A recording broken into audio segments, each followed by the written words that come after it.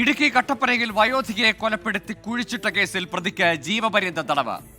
കുന്തളംപാറ സ്വദേശിയായ അമ്മിണിയെ കൊലപ്പെടുത്തിയ കേസിലാണ് അയൽവാസിയായ മണിയെ ഇടുക്കി അഡീഷണൽ സെഷൻസ് കോടതി ശിക്ഷിച്ചത്. വിവിധ വകുപ്പുകളിലായി പ്രതി 23 വർഷം തടവ് ശിക്ഷ അനുഭവിക്കണം.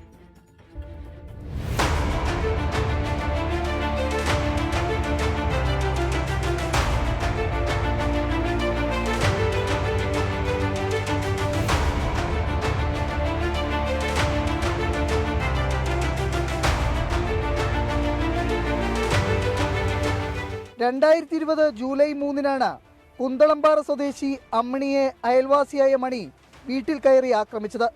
കടന്നുപിടിക്കാനുള്ള ശ്രമം അമ്മിണി തടഞ്ഞതോടെ മണി കത്തി ഉപയോഗിച്ച് കഴുത്തിൽ കുത്തുകയായിരുന്നു. പിന്നീട് വീട് പൂട്ടി മടങ്ങിയ പ്രതി സംശയമുണ്ടാകാതിരിക്കാൻ 3 ദിവസം പ്രദേശത്ത് സാധാരണ രീതിയിൽ തുടർന്നു. അമ്മിണി തമിഴ്നാട്ടിലുള്ള ഭർത്താവിന്റെ അടുത്തേക്ക് പോയി എന്നായിരുന്നു നാട്ടുകാർ കരുതിയത്.